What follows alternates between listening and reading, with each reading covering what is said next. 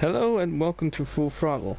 Now this is a new show that I have devised that that allows us to do what I've always wanted to do for a long time, and just road test cars. Now the first car that I'm going to review for you is this, the Audi R8. Okay, I know what you're thinking, this may be the old version, but bear with me, okay? There are two main interesting reasons why I'm choosing this car as my first car to review. Number one, it's one of the presenter's favorite cars, and I don't know why, so we're testing it. And number two is this V10. Now, for those of you who don't know, V10 on the R8 there means the engine. Let me show you. Which means that this is the second reason. That in essence is if you know your cars, that is the same 5.2 liter V10 engine used in the Lamborghini Gallardo and the Huracan as well, but yeah, but we'll get to that later, in a later date. But yeah, so I'm curious as to see how this goes. So I guess just one way to find out. First off, we're gonna take it to a road and see how it performs there. You join me here on Bandipur or Bandaipur or whatever in India. And I am in the Audi R8, as you could probably tell. And what I'm doing now is I am driving this car right now to see how it performs on the road. So, first things first, first thing you notice, the interior. It's actually not that bad. I mean, it is Audi, so you do get that sense of German neatness and precision. And I don't know, the only gripe I have to complain about this interior is the color palette. And if you look at it here, it's all black and gray. Something you don't particularly want. Well, I mean, it's nice, it's neat, it's German, but the color scheme's a bit boring. If it was black and red or something more lively, it'd be okay. The positive things, some good things. Number one, the first things that's good, the transmission, the gear changes are actually not that bad in a supercar for what this is supposed to be, a supercar. Another good thing that I like about it is that Lamborghini engine. Despite it not, I don't know, it doesn't sound as good. The third thing I like about the R8, the ride. The ride in this car is very, very smooth. Its ride height, the suspension is coping well, and yeah, it just rides over bumps like a dream. But some bad things. Like I said, the interior, not much to look at. Same with the exterior. I mean, the bodywork, I'm not a fan of the looks.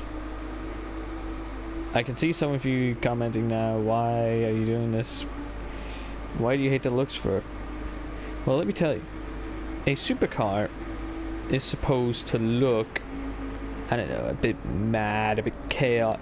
See, it's supposed to look mad, and it's supposed to make you excited to drive it every time you're about to get into it. This, I don't know, it just feels like I'm always like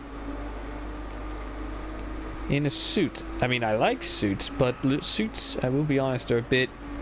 Depending on the color of your suit, it's like I'm wearing a black suit going to a business meeting. And I don't want to think about that when I'm driving a supercar.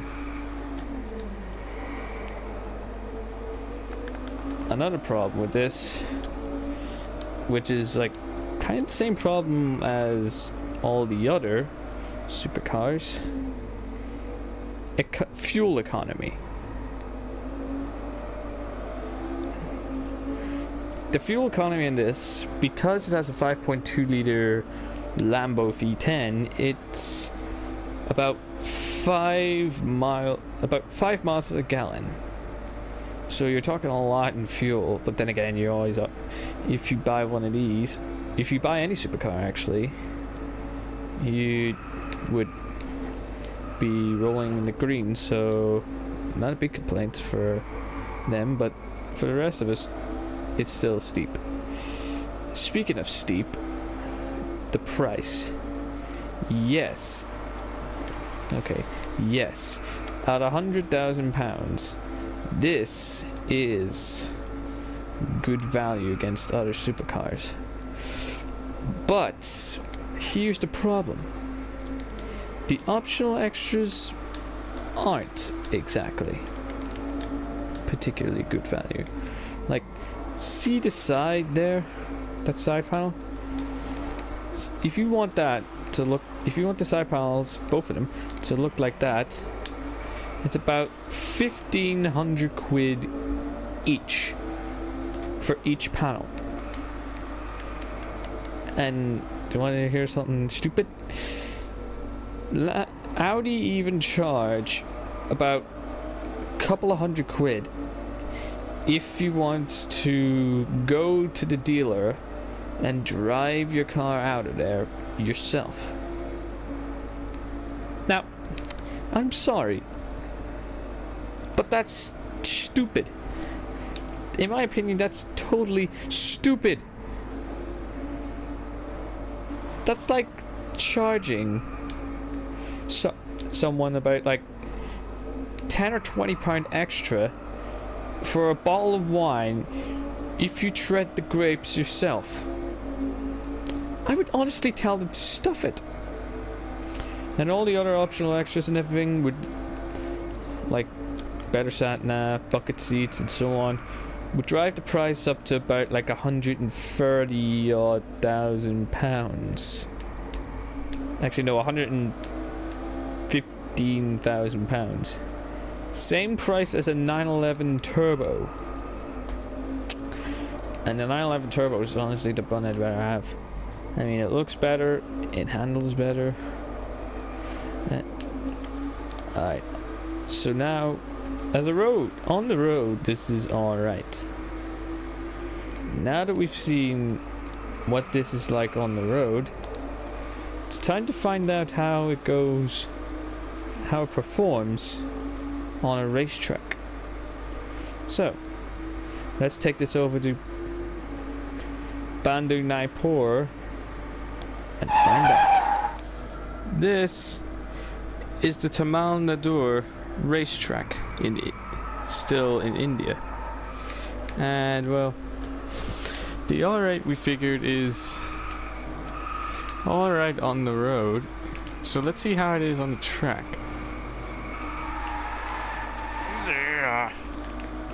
Let's see. Alright. Let's see how it handles a corner. Brake. Turn in. Whoa. That was... Oh god. That's the main... Okay. That's the main problem with this car. Just look. That, ladies and gentlemen, is understeer. Is whenever... Look. I'll show you an example. I'm turning the wheel fully. I'm turning the wheel fully like that, but look, lots of tire squeal, and yet the car just like, it takes a long way.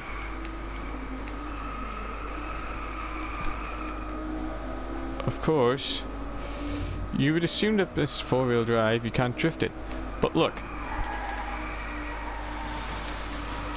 On the grass. Okay, when you oversteer it, then it sort of becomes a bit more fun.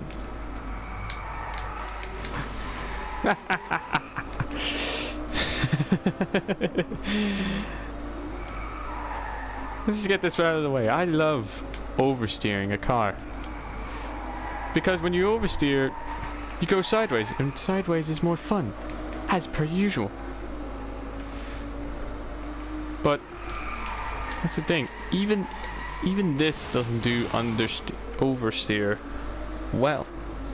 I mean, it's not too bad. It's coping well, but there's one on the track. It's missing one. This car is missing one.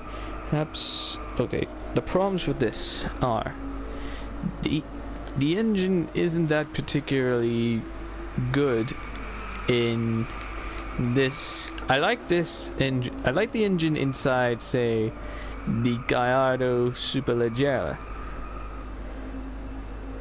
But in this,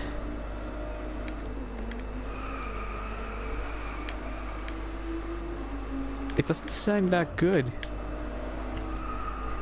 Another problem with this is the handling. I mean, the handling on this is a bit iffy. And when I say iffy, I mean it understeers a lot. See, look, you either get loads of heinous understeer, and if you try and correct it by braking, what you get is that some lift off oversteer, which you can say to your friends, oh, I killed understeer, but you shouldn't have to say that. I mean, the whole point of a supercar is to have fun and be sort of mad and showing off. But with this, there's nothing to show offy about it. I mean, apart from the fact that you've got a Lamborghini engine. But if that's the case, why not just buy a Lamborghini Gallardo? I mean, the Gallardo may be more, but it's better.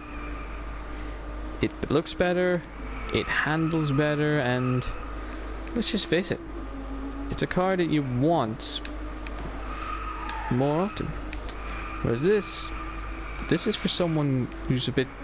This is a good car for sensible people, but for the rest of us, no, it just doesn't cut the mustard. And as a result of that, the final verdict on this car is a 5 out of 10. It is average. So that's the rating system out of the way. Now what we're going to do is we're going to take it to the track. We're going to take it to our test track down at Brown's Hatch and see how fast this does.